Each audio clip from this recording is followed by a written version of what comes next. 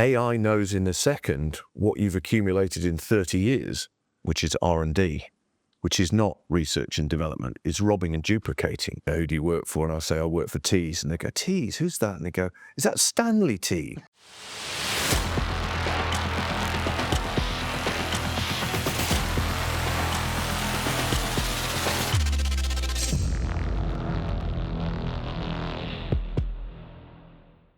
Hello and welcome to the latest episode of But Is It Legal? The podcast by TBD Marketing with me, your host, as always, Simon Marshall. Thanks for joining us today. We'll never take your presence for granted and hopefully we're going to use your time wisely.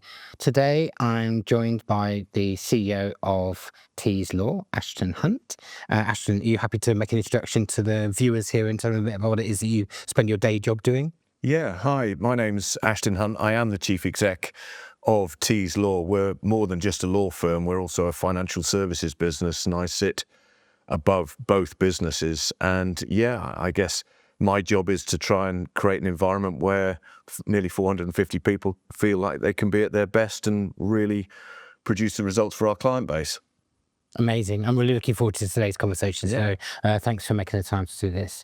I'd say, I think it's fair to say that Tees have got a strong kind of heritage with the agricultural world here, maybe in Bishop Stortford and beyond as well. Is that something that we're looking to evolve? We're looking to kind of diminish our investment in, or is it something we're looking to build on? What's the nature of that relationship with that agri? Yeah, well, I guess it goes actually back to the first day of Tees, right, when Stanley Tee in 1913 put his plate up in the market square in Bishop Stortford, and he did it on market day when all the farmers came in with their livestock and goods and what have you, and he started those relationships. And you know, we are proud, and actually our clients are proud, that now 4, even 5 generations later, we are still working with those clients, helping them through both personal and commercial challenges and opportunities in life. So, you know, I think that agricultural sort of provenance is a powerful tool.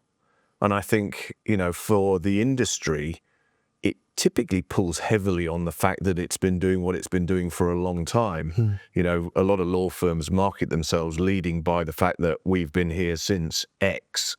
And that could be 200, 300, 400 years. And they're very proud of that heritage. And I think that clients do take some comfort that, you know, that they've been here for a long time. And I think in a world where, you know, many clients perhaps don't have regular contact with law firms, there are sort of touch points, anchor points of reassurance that people go to, and that longevity of presence and, you know, the benefit that the firm has brought to lots of people in the community, I think is a really important asset. But, you know, I think the thing is, I guess your question is that it? You know, and I think that, you know, for a business that is you know, started with that sort of anchor point, and I guess our core client base would still be considered many of those people who are, you know, deeply rooted in the land, agricultural, farming community. You know, over 110 plus years, we've expanded that footprint both away from Bishop Stortford, which was our original office space, encompassing Essex, Cambridgeshire and wider Hertfordshire as well, and opened up more service lines to different types of clients. But I think even the new clients in new service areas like the fact that we've got a sort of core heart to the business. Yeah, I mean, it's interesting that Mark Evans, who's the Law Society president, said to me a few weeks ago that he'd love to bring back some of that kind of those everyday interactions with solicitors, that idea. I mean, he's a high street lawyer who's made it right to the top of the profession. I do like that. And I also like what you said there about that idea of, you know, there's something there that I think the firm is like proud of that heritage and that identity, as it were, and is able to build on it as well. How's it going in terms of like that build out for the commercial side as well? Because clearly that has been part of the agricultural success as well. You work for agri businesses and the wealth that comes from it as well. Yeah, I think, you know, I think it's always interesting as you evolve any business model. You know, you've got a challenge, you've got to push, you've got to get out there into some new areas, but also, in doing that, it's sometimes easy to forget some of the strengths that you've already got, and take them a bit for granted. And I think it's fair to say that if you went back maybe 5, 6, 10 years, there was a little bit of that with that historical client base. But when we were looking at this particular strategic cycle that we're in, this 5-year cycle, we recognized actually that it was an area that, from an industry point of view, had huge opportunity and actually was pretty poorly serviced by the industry. And so amplifying everything that we were already doing, but perhaps not doing it as with a volume around it in terms of noise and creating a recognition that we are experts in what we do in this space. We've amplified that, and it's really driven some great business coming into Tees that is both private client but also that commercial side. And I think that we've always done a great job for our clients when it comes to the land assets. So not just as farming assets, but as potential development assets. And, places like Bishop Stortford have expanded enormously. Right. The demand for housing. And we've been right at the heart of a lot of those deals that have created the land opportunities for new housing. And obviously that's quite remunerative for our clients. So I was talking to someone locally this morning just about that ballot. It feels like it's far enough away from London, Bishop Stortford, to have its own identity. Yeah. Right. And yet close enough that you can commute in if you wanted to as well. Like, it's got that balance. Do you find yourself spending time going up to the city and speaking to other lawyers and other wealth people about work that can be better served maybe by the firm as well? I mean, I think, I'm not a lawyer. We'll come on to talk about that, no doubt. But I find the industry quite interesting because it's both intensely parochial, but also quite mobile in a sense that, your core sort of client base is quite local. But actually, if you start to do great work and if you have an ambition to be national, then actually, funnily enough, people are prepared to work remotely from you because actually technology allows you to do that because you've got a nationally recognised expertise.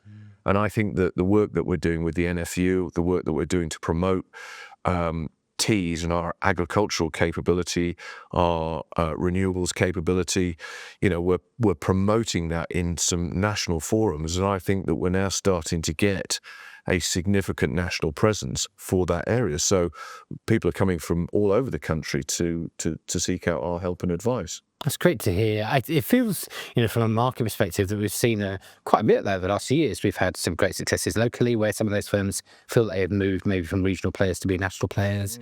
We've seen it over in the southwest where I'm from as well. Seen some of those firms that are looking beyond those borders as well. And it's really interesting, I think, that sticking to your knitting a bit, not seeking to maybe have London as your next big project, but actually looking to emulate your success of the regions, as it were, or the roles that you play there elsewhere in the regions is a new play. It feels like a different play to the one that we would have spoken about 10, 15 years ago, globalisation or nationalisation. I mean, I think there's a temptation to kind of keep chasing the next new thing without properly doing the things that you've invested in.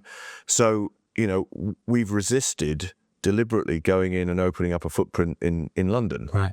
Many of our peers, our competitors around the sort of M25 orbit, they've got some kind of presence in London.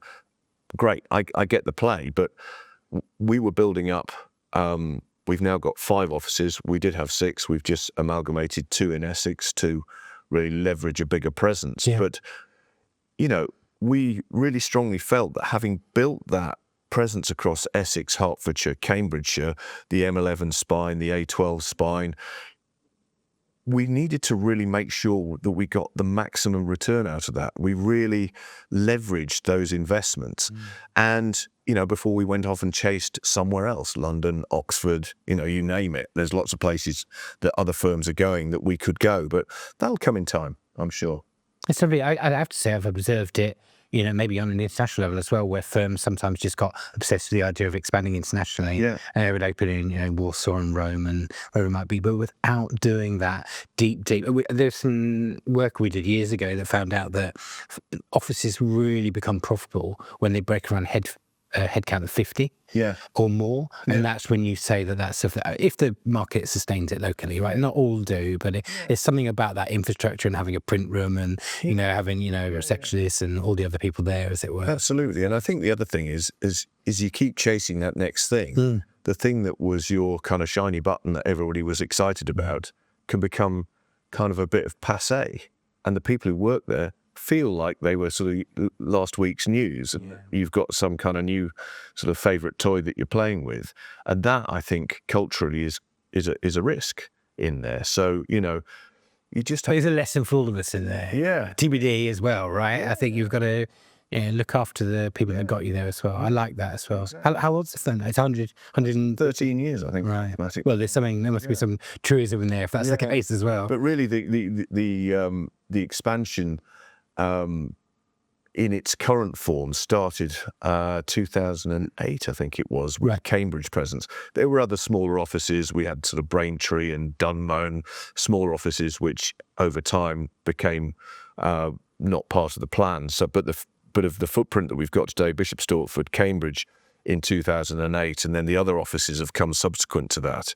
And I think strategically now we've got the sort of anchor points of Stortford, Cambridge, Chelmsford.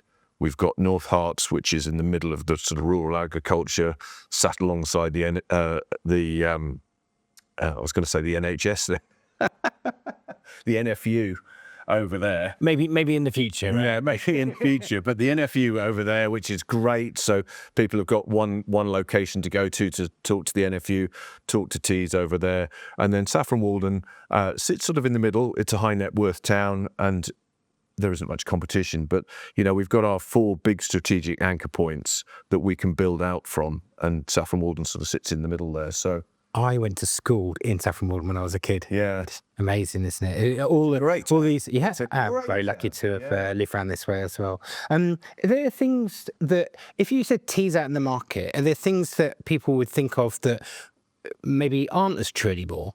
Of the firm. Is there anything there that you think I'd love to? Sometimes I hear it about TBD. I hear a message and think, well, that's not quite where we are today. yeah.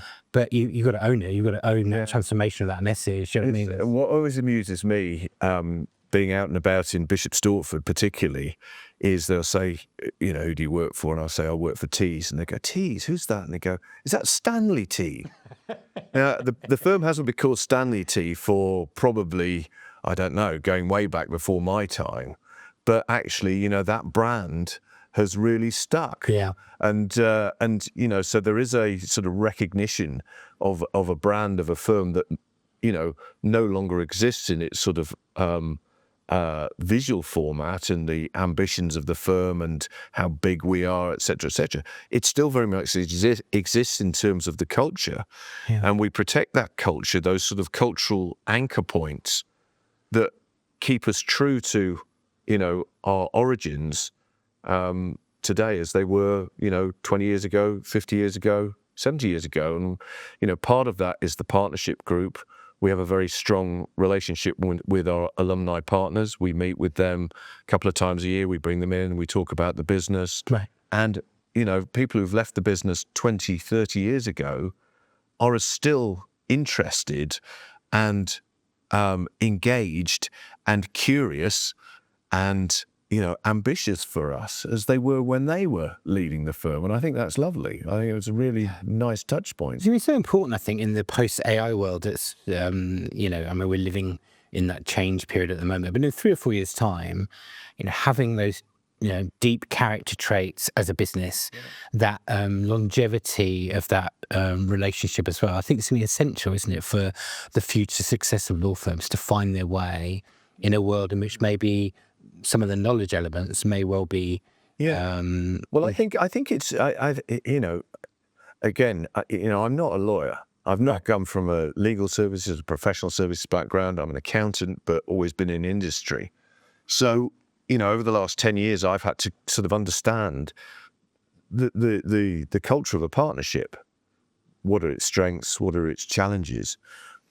And I think that in an evolving world where, in a corporate world, you've got all of this technology that's hitting so hard that, as you say, there's kind of the historical power of knowledge being replaced by access to the knowledge tools, AI, et cetera, it's those long-term relationships and the skill of the lawyers, the client-facing people, to build, deep relationships. 4 or 5 generations of relationships are a great example. But I think one of the things that the partnership brings over and above a more corporate model is the expectation that you're invested, and you're invested in the long term, because people build their relationships accumulatively, and having that relationship between a longer term strategic plan for the business and having a partner group and people aspiring to come into the partner group who are saying, yeah, I want to be part of that journey for 15, 20, 25 years, I think it's really powerful. I think that you don't get that in a more corporate model where people are on, corporate contracts, employment contracts, 6 months notice periods, Quarterly reporting. a quarterly report. It's easy for people to go, yeah, I don't fancy it, and find somewhere else. Whereas we're looking for a relationship with our partner group that is, through thick and thin.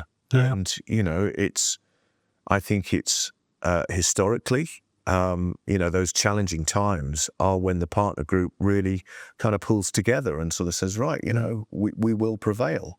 It's going to be an interesting one. And I'm not going to put you on the spot by asking you the question, but I do feel a lot of those investments that have been made by PE houses over the last few, months and years within law firms. So it's lovely. There's a honeymoon period there that takes place when the money's handed over. But I think there are some challenging conversations coming up soon where the model requires its returns. Yeah. The model has a way of working, and it says 3 to 5 years, quarterly reporting, and it better look like this. Now, I think maybe a conversation for another day, but I'd like to revisit that. Tell me, you mentioned then not being a lawyer, also not a wealth advisor, right? Yeah. No. So what advantages are there of being a leader, within a law firm? What have you seen you think, I'm so glad, that I bring that perspective? Well, I think the first thing is I don't have any clients. Well, and or maybe, yeah, I mean, I have thousands of them, but I deal with none of them directly. Right. And I think that, I take my hat off to people who try and run a law firm whilst dealing with a client base, because my observation would be that the client always takes priority. And I think, for many, many firms, the progress that they might be capable of making is held back by the amount of time that the business is given over and above the client work. And, I really get and understand that, people go into law to advise clients, and that's their sort of good day, is helping clients through their problems, their personal, commercial problems, whatever it is. And that's a sort of fix. It's where you've got to where you've got to by being really good at that.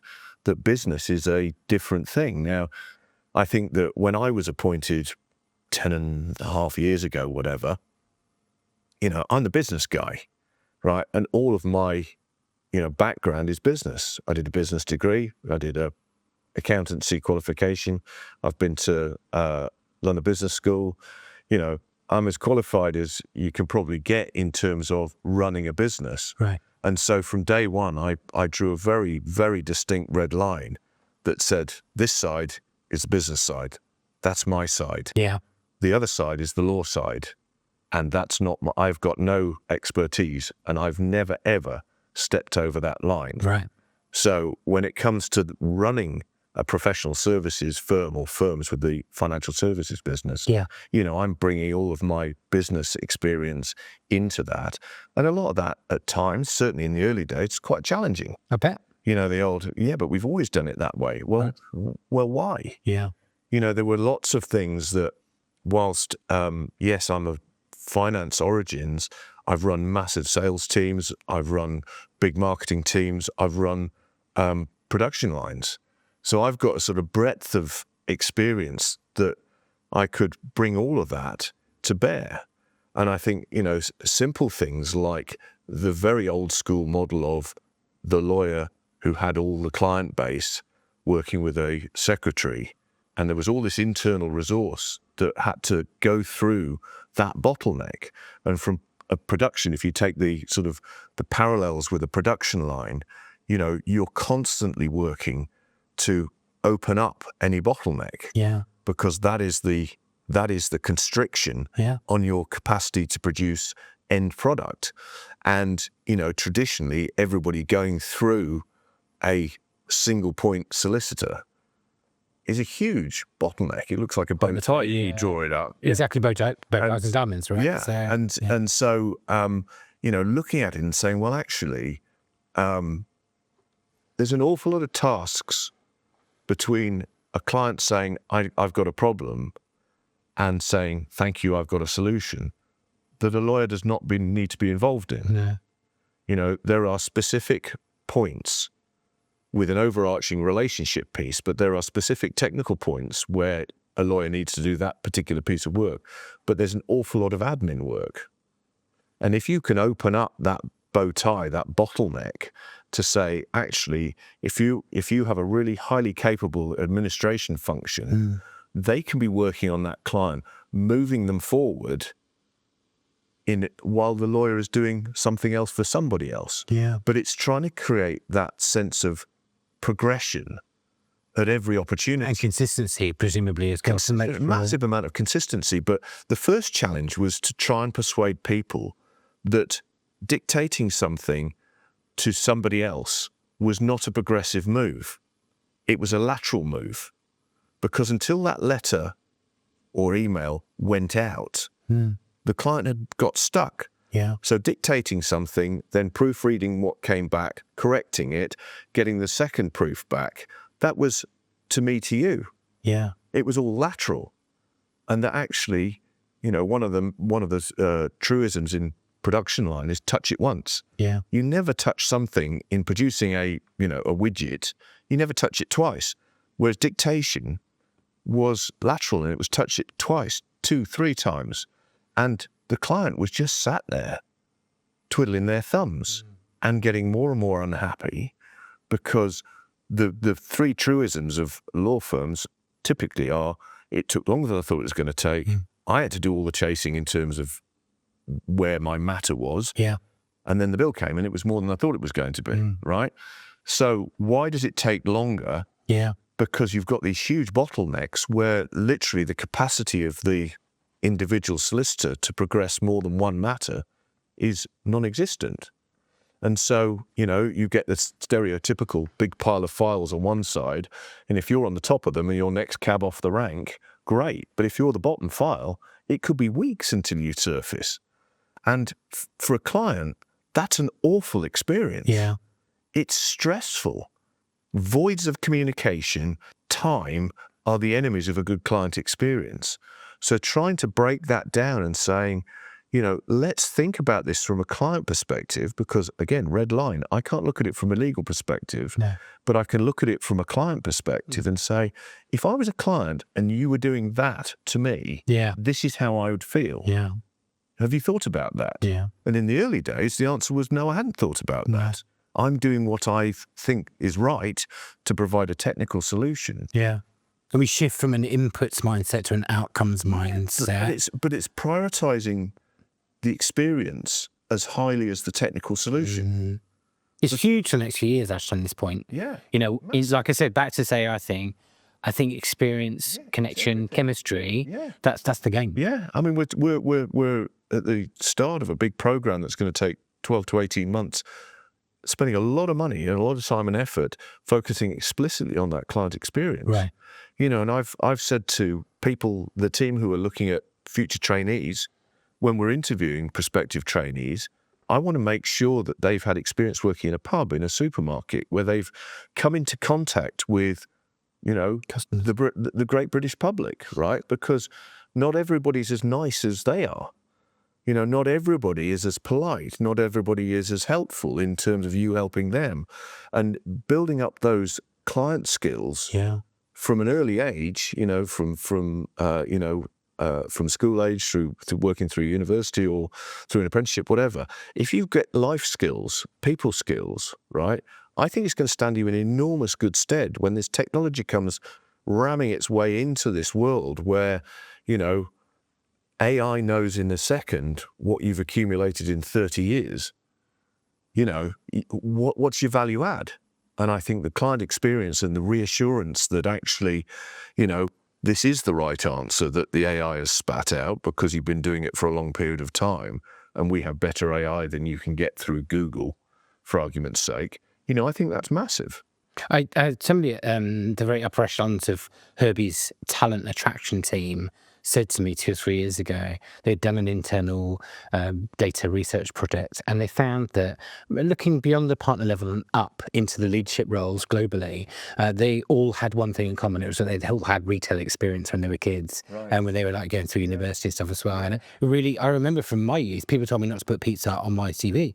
Right. They said, just don't tell anyone you worked at pizza, post-university and this and that. It's like, it's a terrible idea. And it's amazing how much it's coming into fashion now. Yeah. To which end, and it's not on our list of questions, so I'm going to ask you this one. Do you think there's an advantage then bringing around those two themes of maybe regional or national law firms who have probably got a little bit more proximity geographically, but also the heritage of that relationship as well? Is there a bigger opportunity for them over the next few years then in a relationship-driven world, do you think? Do you think there's something that they can take advantage of? I do think that. I mean, I think it's great that the legal services model has diversified itself. Yeah. People trying to find a different way to do something that has been done largely the same way for forever and a day.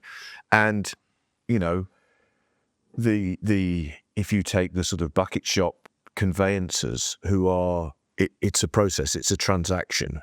They're not looking for a relationship. Their business model is not directed in that long-term relationship. They want to attract a volume of people, process it efficiently, get a fee, and then move on, right? Good luck to them, and good luck to the clients who go through them, because, if it works, brilliant, right? But, that's not our model, right? And I think that when you look at, everybody talks about relationship. Everybody sort of says we put the client at the heart of what we do. Right. And, I think that that's questionable in lots of cases. It's easy to say. It's very easy to say and really, really hard to do, right? Because, the demand for legal services in lots of areas often outstrips the capacity to deliver on those. It's typically private client. There's a lot of people who need help with wills and probates and all this sort of stuff. And the private client team are always running, substantial numbers of matters. And, so it's quite hard when you've got, 120 cases or clients that you're dealing with at any one time, that they're all in different cycles of where they are, to say, the client is at the heart, because you've got cripes, I've got 120 of them. And I think they do an amazing job to do that. In somewhere like medical negligence, where they've got a much smaller number of matters, it's easier to sort of correlate that kind of intent and the actions in there. I think, again, they do an amazing job in there. But I think, coming back to your question, I don't know. I've not worked in the city law firms. I've got friends who are, come up and they're senior in there, and I think they do an amazing job, but they're operating for, massive client bases, sort of government departments, et cetera, et cetera. I'm sure they have excellent relationships, I've got no doubt. But I think that, oftentimes when we do client listening programs, our clients reflect back that actually we've got high quality lawyers. So the quality of work that we do is akin to what they might get in London. Right.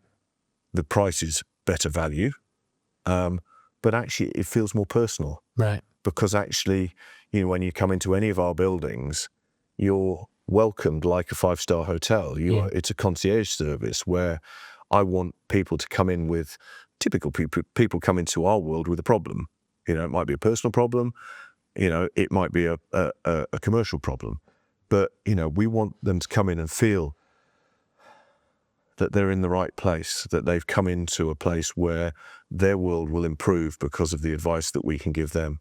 It's actually your, not to blow smoke, but your reception here, I've been here a few times, is one that I use in my training with people, and I talk about. Higgs are one of the others as well. But I think there's a real empathy in meeting people emotionally where they are. Yeah. But they, even the team who will get out of the seat to come and greet you, they'll bring you through, and they won't leave you until you know what's going to happen next. It's really clever. They're an invisible baton that's handed on to for sure. you this morning, Sure. like coming into the room, and they knew what was going to happen next at all stages. It's just lovely. And I think that we're seeing some of those city firms I was in Stevenson Howard recently, and they have adopted that methodology. Somebody will take you from reception on the ground floor all the way up, and the first time on your visit, they do things like that. So some of the city firms are really, grabbing hold of that, and that is really interesting to see. But I like what you say there about the nature of those relationships being strengthened in different ways. Maybe for a city firm or a regional firm, it's an opportunity for everyone as well. Some lessons for me to go away and contemplate as well. You mentioned a phrase earlier, and I just wonder if it's worth exploring for a minute, which is how do we reason with, or how do we mitigate, or how do we embrace the feedback? This is how we've always done it. Any thoughts from your kind of desk, as it were, as to what sits behind that, and is it shorthand for this actually works sometimes? I think, for a business to be around a long time, it's got to have worked. So it's not all nonsense that just hasn't been exposed. There's lots of good thinking that is stood the business in good stead for decades. Yeah. Right? But I think that the world is moving so quickly, and I think that the challenge that I bring into Tees is, I like looking at other business models and thinking, I have an expression which is R&D, which is not research and development, it's robbing and duplicating. Because, if we have a problem, somebody else has solved it, and it might be in another industry, right? And I'll give you a for instance on that, because going back to my point about, things take longer than I thought it was going to take. Me as the client, I had to do all the chasing, and every time I phoned up, they said, "Oh, Mr. Hunt, we were just about to phone you." Yeah, of course they were. The bill comes in, it's too much. When you look at client expectation, it is being dramatically shifted by other industries. And Amazon is a really good example, right? So, what was it? 2 days ago, I ordered something that was due to be delivered yesterday. It wasn't. It's going to be delivered today. I'm slightly irritated by that. If you'd said 10 years ago, you could order this widget and it would be there the next day, and at worst the day after, you'd Bit in your hand off. It'd be fantasy land, right? But we're all being driven to expect this sort of immediacy of service, and therefore every time we are asked to wait, it's a problem. We get stressed more quickly because we haven't heard, right? So I challenge the business to say, if you take the Amazon model, right, it's a great shopping experience, right? It's really easy to find typically whatever you want, right? And you press buy now, and you get email confirmation, it all goes through, and then the communication is consistent about what's happening. You never feel like it's gone into a black hole void, right? And it's when it's out for dispatch, and you get sent a photograph of the package in your hedge where they've obviously carefully placed it rather than on your front door. But you're in control of something you're in no control of, right? And they're pulling on all your data, because if I spell my name wrong, I can't complain that they send me an email to Aston rather than Ashton, right? Because I've typed it in. And I thought, how can we do that for our most process-heavy area of the business, which is buying and selling a house? And so we took that principle, R&D, robbing and duplicating the ideas, the concepts, and challenging it to say, how can we build a process that's technology-driven, that is clear about which person is the right person to do a particular task in that journey, and, creating a best practice way of doing it. Communicating with the clients throughout, so giving them a roadmap at the start, because, unless you're a property investor, you don't buy houses and sell houses too frequently, so you don't know what the process is. And I was like, you talked about the front of house team, giving you the assurance that you know what's happening next and all this sort of stuff. So giving people information, communicating proactively, I think is really key. So giving them a roadmap that, for instance, when you're buying a house and they go out for the searches to the local authority, our roadmap will say, typically, that takes between 6 and 8 weeks, right? And we say, pin it on your fridge. So if you get to this point and you haven't necessarily heard from us, you can refer to that in the first instance, say, it's going to take 6 to 8 weeks, so I'm not stressed now. Right. Now, we also build in little communications text messages that says, we've just tried to reach the local authority, they're still working on it.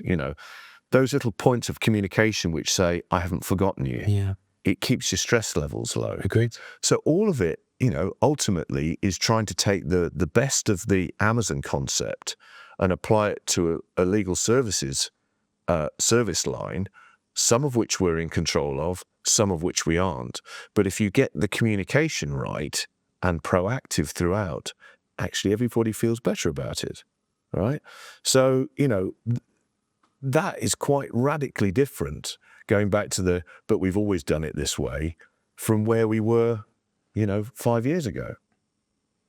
I love that idea of having a leader. I mean, I'm lucky enough to do it myself, I guess, but, he's out there thinking about those models and R&Ding them as well. The one I'm obsessed with, that have been for a while, is Specsavers. Right. I don't know if it's a Bristol thing or if it's a Specsavers thing, but you are never anything other than completely aware as to what's happening to you right now and what's happening to you next. Yeah. So they let you know both those things at the same time. Yeah. And then when you go with your child, it takes a relatively stressful situation and makes it entirely I always use the example to demonstrate this kind of the importance of explaining what's going to happen. And then before each of those stages happens, you explain it again. Yeah. And then you do it. Giving blood. Yeah. Right? I don't like giving blood. I don't like blood particularly, but for various reasons over the years I've had to. Right. And I love the fact that they'll say, right, Mr. Hunt, we're going to put a tourniquet on here and I'm going to ask you to squeeze your hand, and then, we'll put a bit of alcohol swab on there, and then there'll be a bit of a scratch, and then we'll take 3 vials of blood out and blah, blah, blah, blah, blah. Right. So the first thing I'm going to do is put the tourniquet on. So in a context that could be really stressful for somebody, they're giving you control by giving you information, giving you knowledge, and they're communicating constantly. The alternative would be you sit down and they jab a needle in your arm. You'd be leaping out the chair and, never going back again, right? So I think, you take these examples of, life that you encounter. And I think going back to the question you asked before about, as a non-lawyer, kind of how does it work? I think one of the privileges I have is that when I'm not in a meeting, and I'm in a meeting a lot, right?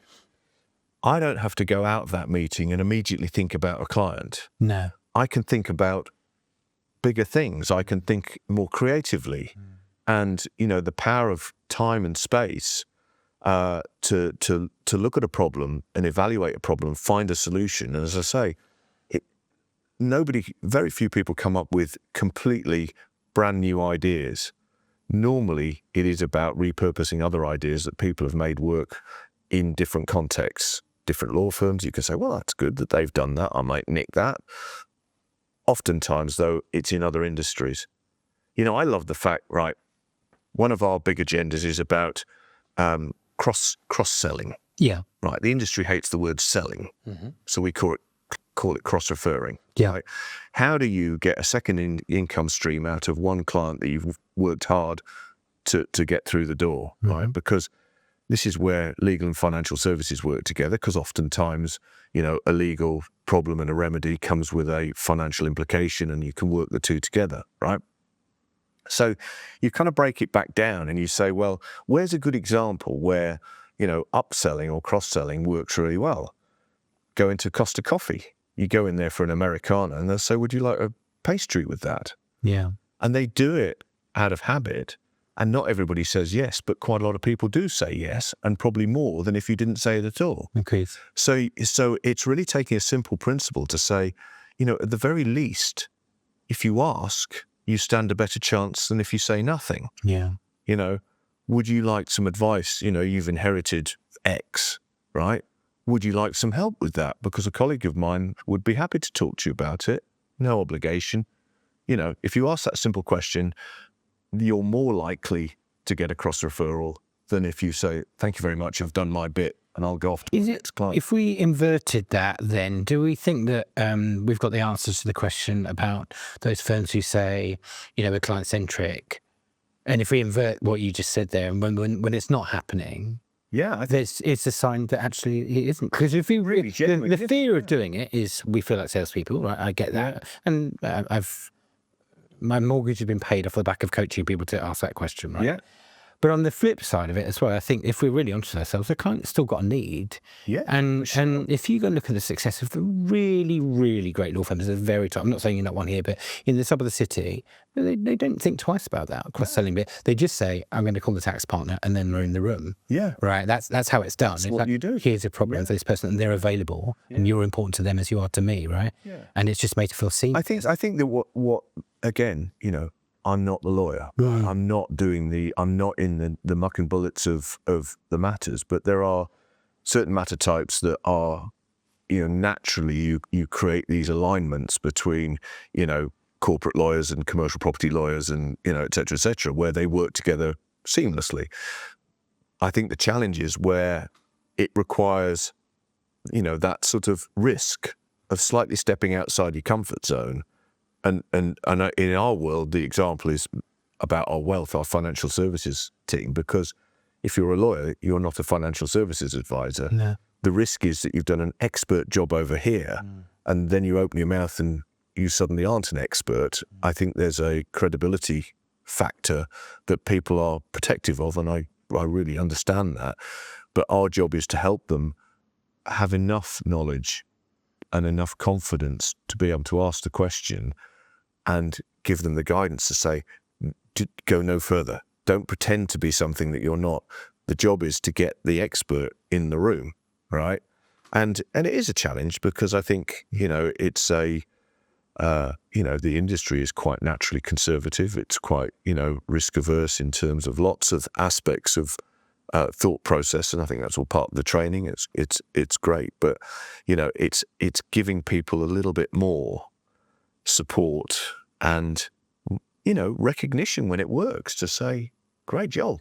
Yeah, there's a grey area there. Because the client, ultimately, this is about the client. Agreed. And clients who have more than one service are infinitely more sticky than if they just have one transaction. They start to build up that relationship across multiple contact points, across multiple problems that have been solved, and that breadth of contact creates an advocacy that is so powerful. And I love some of the examples of people who've come to me, and obviously they sort of say, I've got a problem, can you help me? And the answer is, I can't, but I know somebody who can. And I love it when they, I get back in contact, or they reach out to me weeks, months later and say, I started with this person, they were lovely and they really, really did a great job, but they saw that I had an issue and they introduced me to so-and-so. They were equally lovely and really capable, and they solved that problem, but then I went to so-and-so. And before you know it, they've been to 3 or 4 different people, had a consistently, we employ nice people. Yeah, and I've noticed. It's really part of our culture and our brand that people feel, that they're engaging with nice people. So that's consistent. The quality of advice is consistent, and the client experience that sits around it, therefore, is consistent. You've got somebody who will be, at dinner parties, down the pub, whatever, talking about how amazing their experience has been with teas. And that's the advocacy that's so powerful, particularly in local communities. Word spreads. Yeah, that brand when you're not in the room, I suppose, is the thing, is that they're sharing there. I mean, just empathizing with those people who are deep technical experts and thinking about their obligations as well under the SRA. I'm going to posit something as well. It'll be interesting to hear what you say. But I do think that when you come to the end of a piece of work and you've kind of sealed off and you've mitigated the risk as well, I do think it takes a changing of hats to then say, okay, growth mindset, because the fix it mindset is one thing, and then the other one to say, okay, well, on the growth mindset, there's an opportunity for you here. But listen, I think that's the world we're living in. I think if we don't do that, as you said, if you don't ask people if they want a pastry, that 1 in 10 of those people will buy a pastry. And they were the people who already arrived knowing they wanted one. So some people need reminding, some people need encouraging, right? And some people are just charmed by your smile or whatever it might be, and it's okay to do that. But I think the other thing you said there was really interesting, that culture plays a really important role with referrals as well. So we want to refer work to colleagues when we know that we can trust them technically, but we like them as mates and human beings and people we would trust with our own advice as well. And I think that's a huge part of that flow. We take that part really seriously. We spend a lot of time and money breaking down departmental stovepipes and fiefdoms, and bad word, but, you know, trying to get people to create relationships. You know, it's about, a lot of it's about the social aspect. You know, every one of our buildings has a hub. We call it a hub. Yeah. In them. It's really a social area. It's got coffee machines. It's got, you know, you can like get cans of Coke and have your lunch there, etc., etc. But it's a place where people can come and meet, and you start to get that informal mixing where people do start to build relationships. You know, get to know you, get to like you, get to trust you. Those are the 3 stages of building a relationship to the point where you're prepared to say, look, I've got a client, I think you could help. You've got to get to the trust, because other than that, you know, it's not going to work. So investing in social activities that break down departmental, break down, you know, floors, buildings, mixing people up. We spend a lot of money on our Christmas party where we get typically about 2/3 to 3/4 of the people will come along. It's a big event. We mix people up. People always come back to me after it and said, you know what? It was great. I got to meet so-and-so. I deal with them all the time, but they're in Cambridge and I'm in Bishop Stortford. And they're great. You know, thank you for the opportunity. It's lovely. Now, when they're working together after that, they're operating at a completely different level. And, you know, when things go well, it's easy. It's when things don't go quite so well, if they've met each other, if they've spent time with each other, they'll pick the phone up, or they'll message in a more kindly way than the old keyboard warrior who's straight on the attack, because it's just a name, not a person. So, you know, culturally, you know, these things just need persistency and consistency of investment, encouragement, explanation, communication as well. I think a bit of rigor to those things is essential, isn't it? I think that you said it earlier about that idea maybe of losing sight of the things that made us great, or them going out of fashion for some reason as well. And I think that some of those things that are there about that, the relatedness, I like your model, your, you know, know, like and trust. I think there's a logic to a lot of these very bright people who say, well, I've explained it to them, they understand that, they know when they can use me, but are they going to use you, right? Well, do they trust you? And that comes from a different place. It comes from, you know, maybe supporting the same football team, or owning a cat, or being willing to talk about your struggles with, you know, parenting or something else. Do you know what I mean? It doesn't, it's not, trust isn't found where you think it, right? Right. And breaking bread, I think, is huge. I don't know why law firms don't call their restaurants breaking bread, right? Because that it comes down to fundamentally, like, do you want to dine with me? Right. And because anytime you do, you'll always get some value out of those conversations. Do you mind me asking, maybe you can ask a pain and a joy point, right? So a big transformation for the firm in terms of the increased commercialization over the last wee while. It's fair to say, like an evolution, not revolution, maybe. Has there been a pinch point for you on a personal level? And also, has there been like a joy point? You said, I'm really glad, you know, that was a sign that it's gone well. Pain points. I don't know. I mean, you know, change is difficult, and people adapt to change in different ways. I think when it doesn't involve them, everybody is passionate about change, right? When the spotlight swings around and says it's like a NIMBYism. It's life.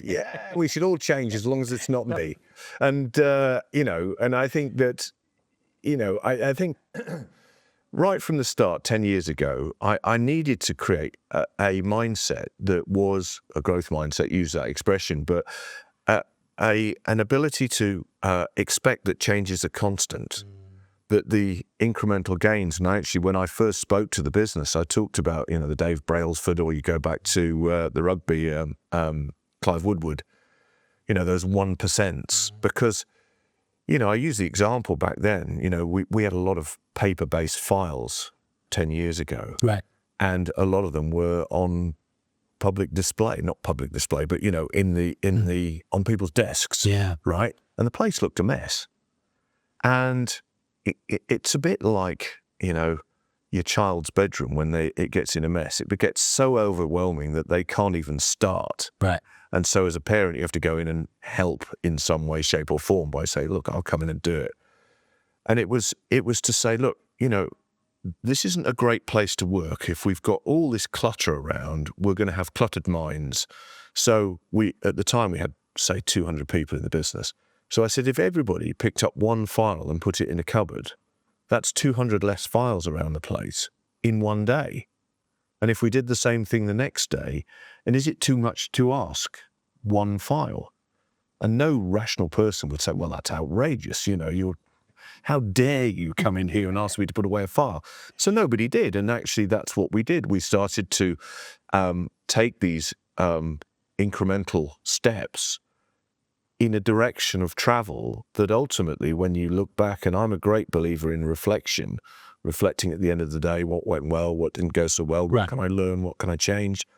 But reflecting quarterly, half-yearly, and particularly annually through board mechanisms, through appraisal mechanisms, because often looking back, you kind of go, well, if I'd said to you at the beginning of this year, I want you to achieve all of those things, you'd have probably told me it's impossible, right? How on earth can you expect that of me? Right.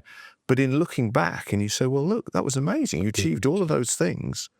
That should give you confidence to look forward and say, well, actually, I can raise my own expectations about what I feel I can deliver this coming year ahead. And, oftentimes you'll exceed that and you look back and you look forward.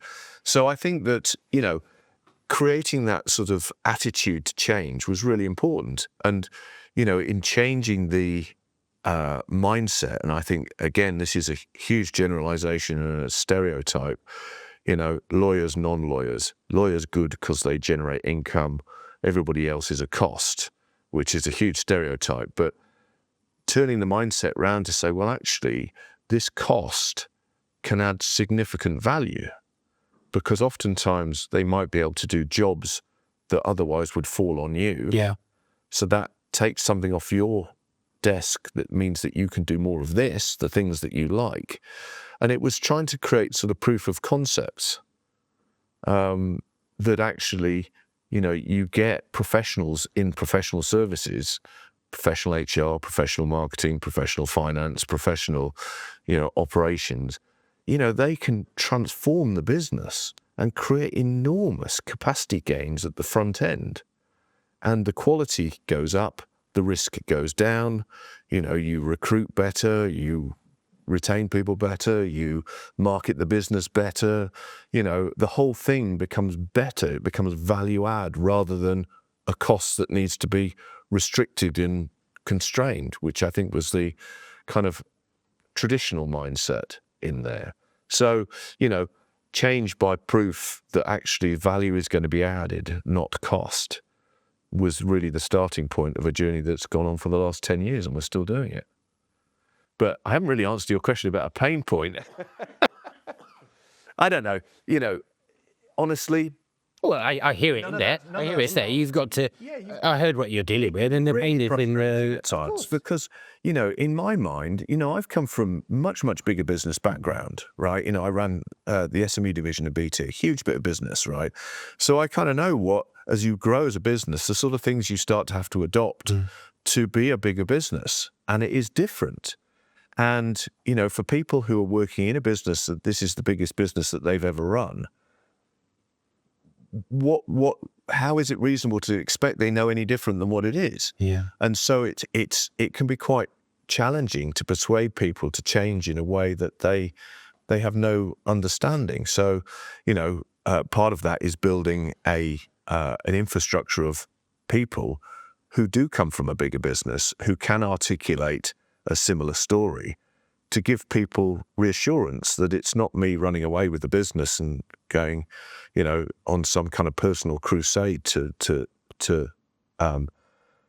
slash everything that's got the business to where it has done today. But actually, there's good business sense going on here that actually, employing the best people you can, right person, right skills, right time in the organization structure is massively powerful, right? And I'm not just, accumulating non-lawyers for the fun of it. And so, it can be quite challenging. And, but the win is when you get that buy-in and the good business sense proves to be good business sense. And they come back and say, can we have more of that? And you start to get this pull of, resource and capability and skill sets and talent that otherwise had been rather kind of, but that comes at a great cost. We've never spent money on that. No. So, I love those little sort of tension points, but the resolutions, and I think the best solutions are often stress tested by people who are, not pure advocates for it, because it means that to get it through, you've really got to be on your A game. There's nothing like the zeal of the converted, right? So if we've got, I think that we're professionally sceptical in the legal sector, but we also become advocates for something when we're converted. I like your idea there, and it's one that I talk about as well at times, which is, doing business or life is like mountain climbing. Yeah. And, there's only a couple of things you can do when you're mountain climbing. One is remember to stop and take in the view of exactly where you are at this point in time, because it's beautiful out there, right? Yeah. And we shouldn't convince ourselves otherwise. And actually is to look down the track. Yeah. So we can stare at the summit all the time. Yeah. Right. But actually looking down the track and go, oh, if I can I do that is grounded in I've just done that, as it were. And I think that's an interesting, we talk about it on the Nudge, which is my little group on a Friday. Right. That kind of taking stock. Yeah. It's really funny because when I was doing these courses at first with people, I would always be worried about, well, we've covered this ground before. It's okay for me to cover the same ground again with people because our perspective changes as we move further up the mountain as well. I've been very fortunate over my 35-year career to be, have had a lot of investment in leadership training, personal development, et cetera, and there is never there's never been a course where you haven't got something out of it if you are looking to get something out of it. So we're running some leadership training, management training courses, and I do them all because I want to demonstrate that they are so high a priority that I'm prepared to spend a whole day doing each of the modules. And one that I did a couple of weeks ago was about leadership. It was about how do you get the best out of your people. It was about coaching skills, push-pull language. And, I've been doing that for 30 odd years. But even so, getting a different person to articulate the same message, it can light little sort of thought processes in my head. And so, there's never such thing as done. No. There's always the opportunity to learn and reframe and, look at the conundrums that we have in the business. And, it's a people business at the end of the day. It's a vastly fluid dynamic, trying to get nearly 450 people to all feel like they can be at their best and all point in the same direction is, it's quite a challenge. So finding different triggers to different thoughts that may unlock little problems that you have where you can say, well, actually, I've been trying to approach it this way, but if I back out and approach it this way, then I might get a different result. And I often use that kind of, if you keep doing the same things and expect a different result, definition of madness. But oftentimes we find ourselves doing that and taking stock, reflecting and going, that ain't working. I need something else. I need another hook, another angle. And in so doing the learning and development, challenging yourself to think, after 35 years, do you know it all? Nah. It's strange. It's 35. I watched the Taylor Swift album launch movie. It wasn't me that bought the ticket, but you've got to learn something out of these things as well. And there's a great hit on that album, the latest album, which is The Fate of Ophelia. Yeah, great. And she says that she wrote in her notebook, something, The Fate of Ophelia. It's what she wrote down 5 years ago. Yeah. And doesn't do anything with it. And then came back to it when she was writing the latest album and looked at this thing and thought, oh, what was I thinking of then? But it was her advanced years and the perspective she had that allowed her to go on and make this absolute smash hit of a song. In fact, thankfully she did. And I like that idea of, a combination of what you're saying, like moving up the mountain, we got a different perspective on things, and actually being coachable is what I just heard. It's one of our values at TBD, like being coachable. Are you coachable? Are you willing to go and do the rigor of that leadership training again and again? Yeah. Listen, I've really enjoyed our time together. One last question for you. What do you think you'll be most proud of in 3 years' time, if you were to look ahead? I think that the next 3 years are going to be really key for Tees because, in the last 10 years that I've been leading the business, we have completely transformed, but there are aspects that are still too familiar with a smaller law firm structure. And I coined the phrase 18 months ago about the transformation we're going to make over the next 3 years is to transform from being a big little firm to being a little big firm. Right. And in 3 years' time, I'm very confident that we will be, through that transition point. Yeah. And that if you were a top 50 firm looking at Tees, you'd say, yeah, they're one of us, right? Whereas right now, I think that those who are significantly smaller than us would look up and say, wow, they've done really well, but I can still see us in them, right? So I think that's the piece, and we're well on the way to doing it. Jumping the gap, making the. I think, at a different scale, the A&O Sherman merger was exactly that. A Magic Circle firm becoming a global elite firm. I don't think anybody thought that was possible. Taylor Wessing issuing the German partnership and leaping into this cross-border merger as well. Scale to us, of course, but I think the mindset. You've got to look above, and you've got to sort of say, what are they doing different? And how do we, not do it just because everybody else is doing, but evaluate it commercially and say, does that make sense for us? Yeah. Could we actually do it differently? Could we do it better? Potentially.